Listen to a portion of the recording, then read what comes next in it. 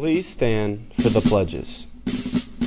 I pledge allegiance to the flag of the United States of America and to the republic for which it stands, one nation, under God, indivisible, with liberty and justice for all. Honor the Texas flag. I pledge allegiance to thee, Texas, one state, under God, one and indivisible. And now, a moment of silence.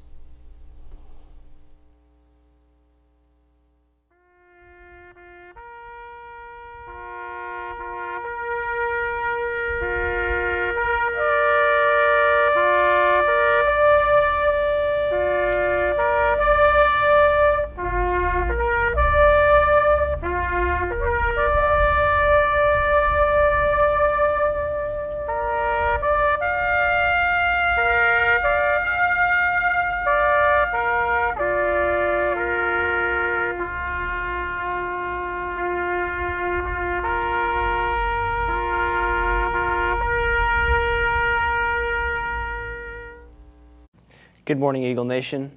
I'm Landon Bates. Today is Thursday, September 11th, and this is Eagle Nation News. Today on the show, we'll see how the tragic occurrence of September 11th has affected people today. And we'll take a look at girls volleyball entering their new district for their upcoming season. Later, we'll be speaking with Mr. Grissom on his experience with 9/11. Eagle Nation News starts right now.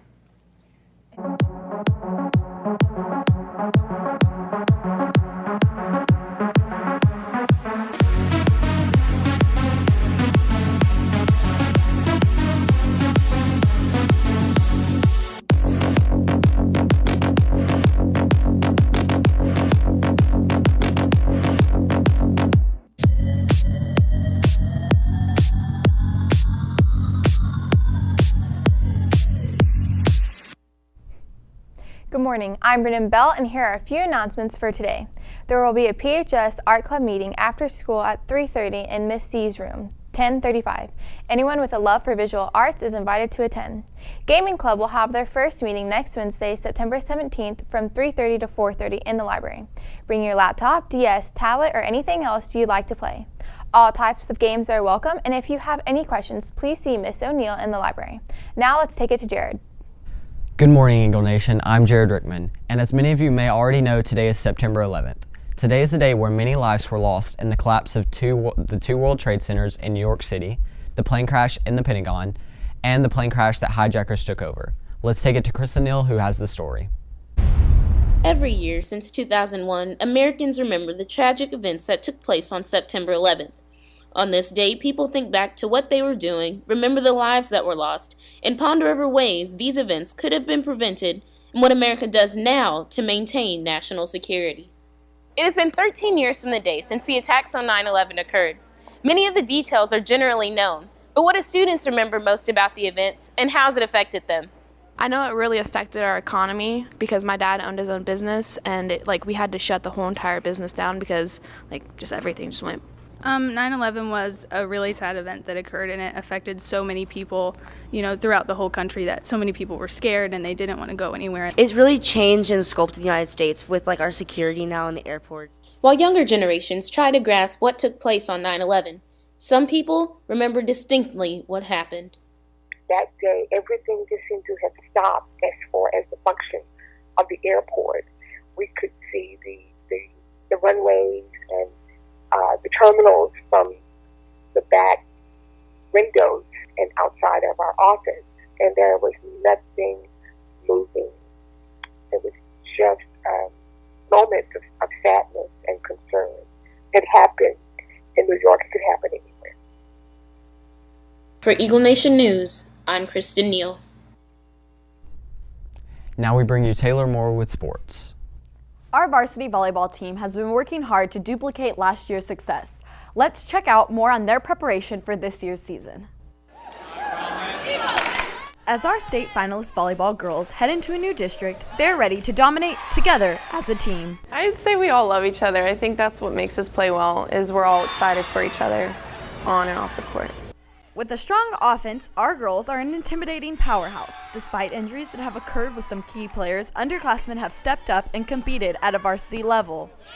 The new teams in the district better look out as our girls are coming back this year sharper, quicker, and stronger. I think that we're really good offensively and our defense struggles at times, but when our defense and offense are clicking at the same time, we're doing really well. Entering a new district means a new school rival. For volleyball, this rival win isn't going to come easy for our girls. Our team's really excited to play Lovejoy, our biggest rival this season, and I think they're going to be really tough, but I think if we come out really strong, we'll have a really good chance. With a new district comes different levels of competition and challenges. I think our toughest struggle this season is going to be playing consistent all season because we play some really good teams and some really bad teams. So I think keeping our momentum through the whole season will be the hardest part. The girls volleyball team has put in a lot of work to prepare for the season, and we hope to see the girls back at the state tournament this year. But the focus is week by week, and it starts now. The student section played a big role in last year's state run, and we want to keep that spirit going. Come out tomorrow night at 5:30 here at the Eagles Nest and support Our Lady Eagles as they play McKinney in their first district game. We will be right back after this commercial break.